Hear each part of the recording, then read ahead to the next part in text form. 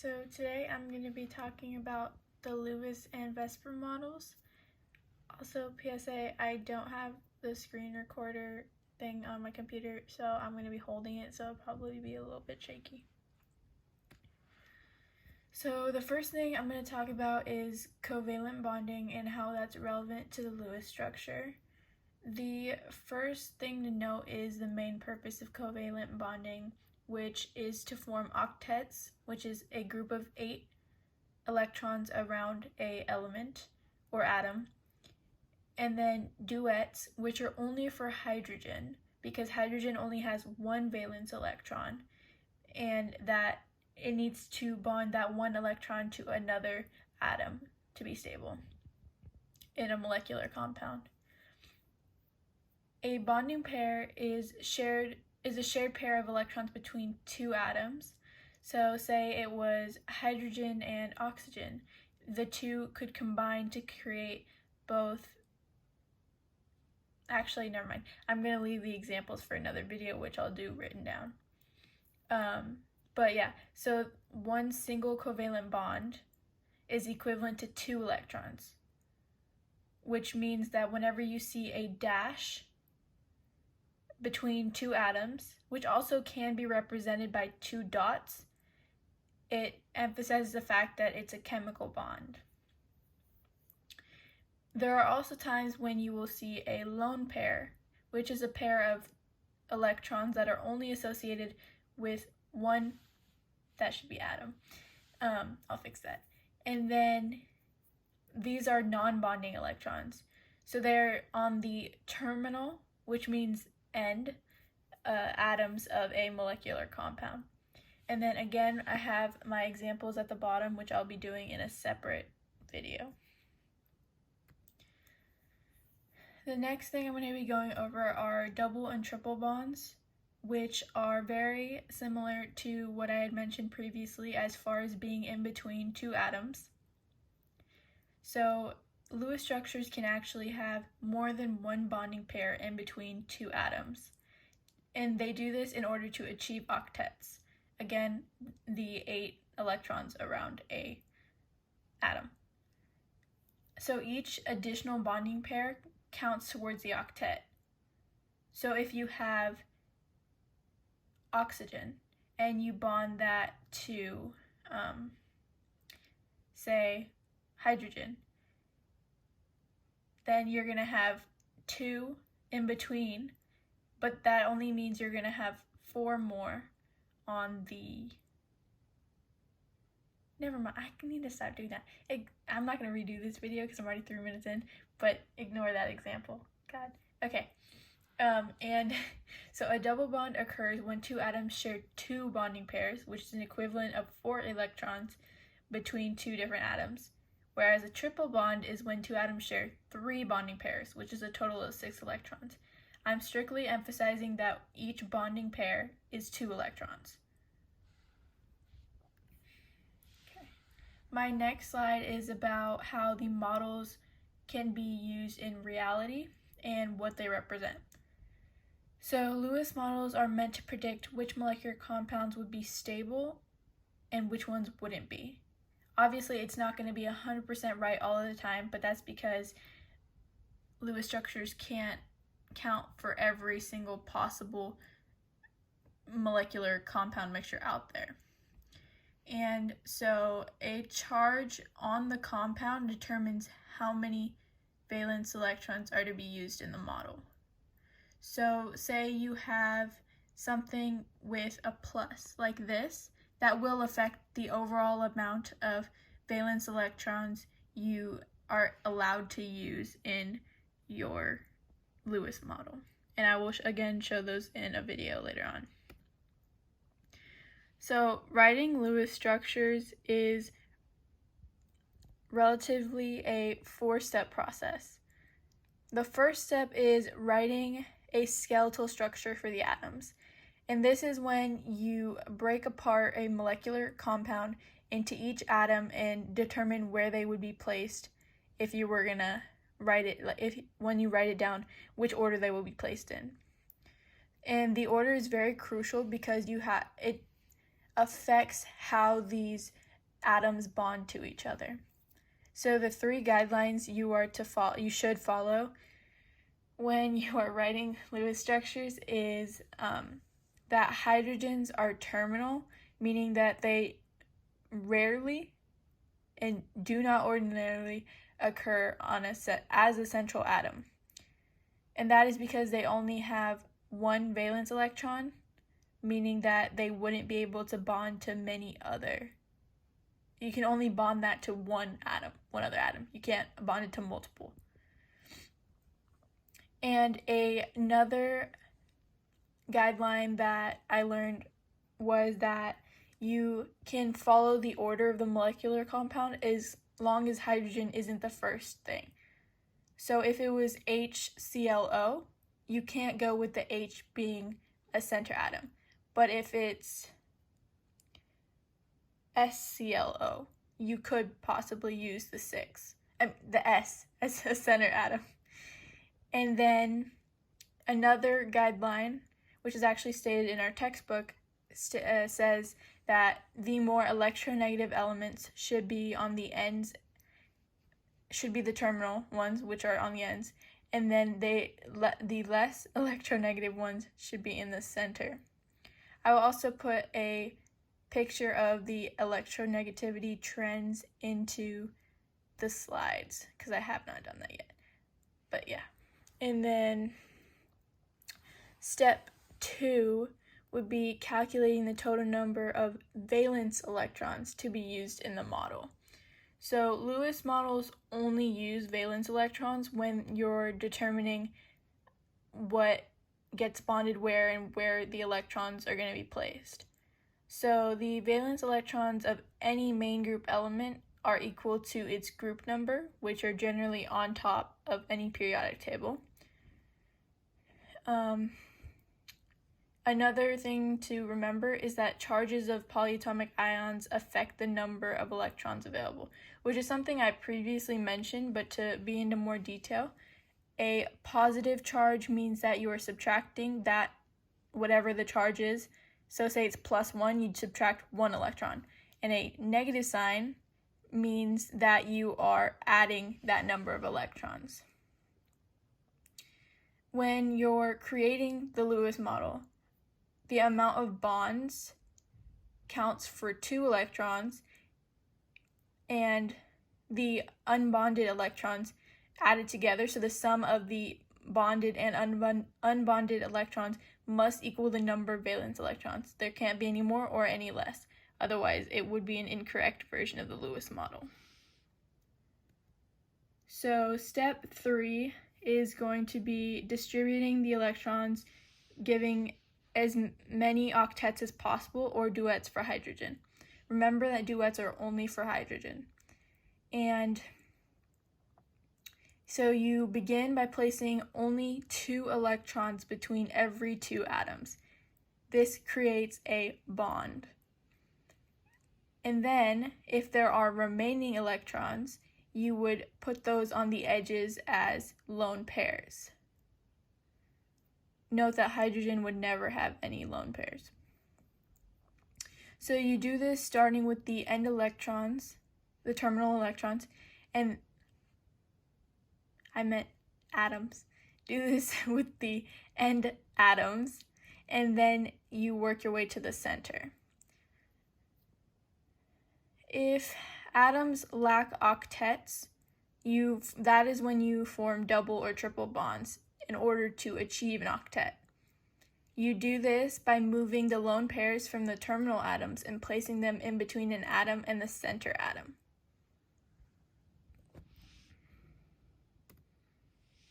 Okay, so the next thing I'm going to talk about is resonance structures.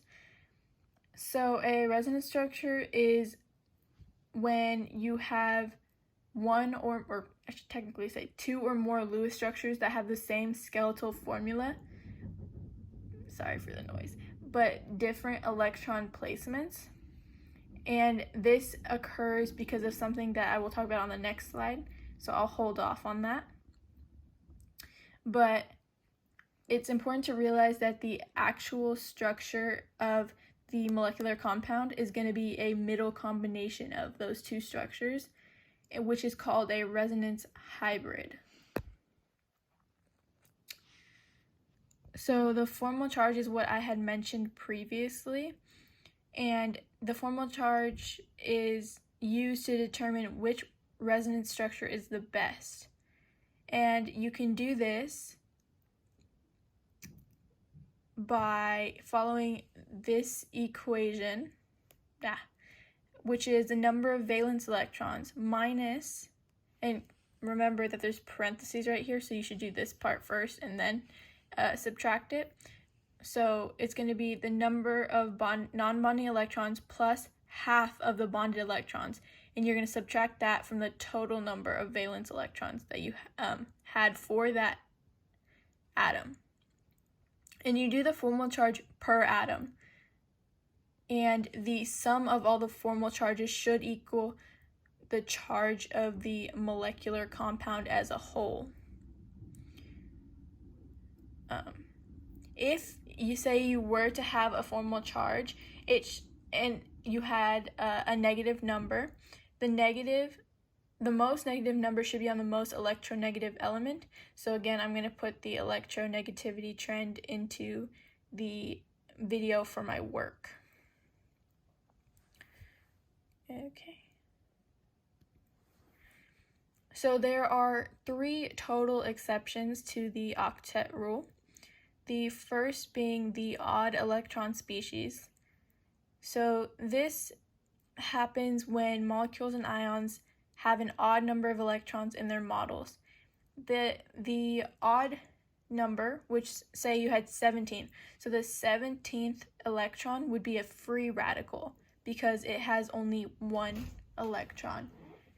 And this occurs because the Lewis structure is not sophisticated enough to handle every single possible case that comes across with molecular compounds, which I had previously mentioned.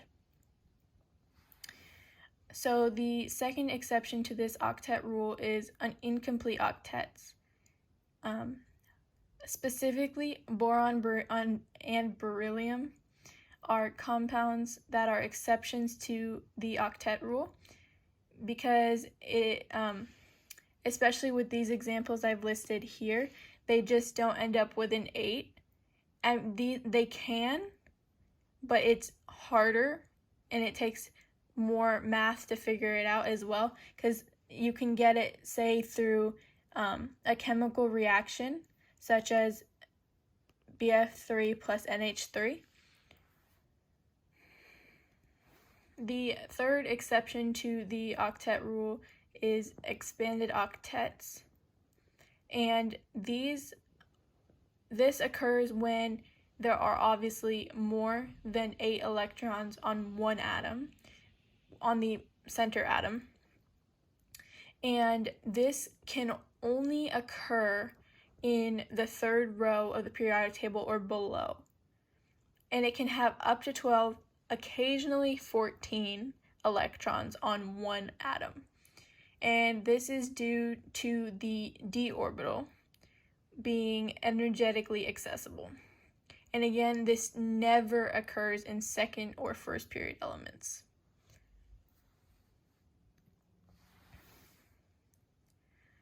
So the next thing we're going to talk about is actually chapter 10. It begins with the electron groups, and this is basically the basis of what we're going to be talking about for the VSEPR theory. And so I'm going to begin with saying that the geometry of a molecule is determined by the number of electron groups on the center atom. In case there are more than one, then you would reference it as interior atoms.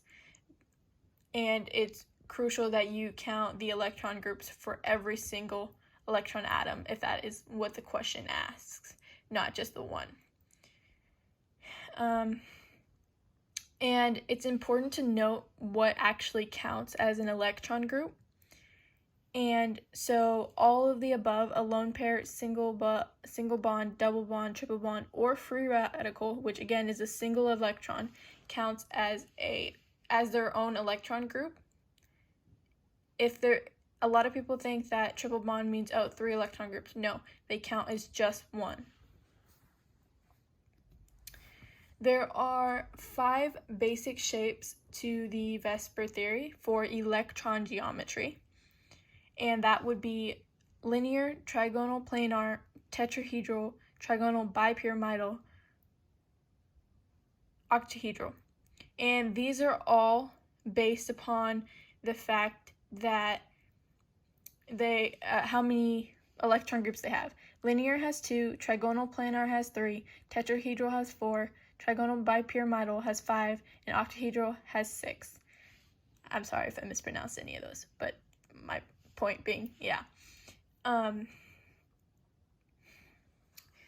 So, yeah, actually I'm going to stop there for that one.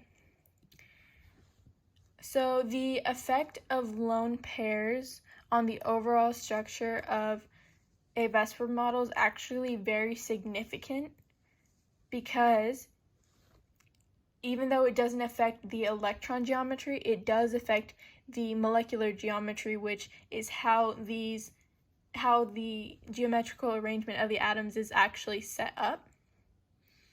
And when there are 0 lone pairs, the electron and molecular geometries are actually equal and the same. So going back, this would be what it was.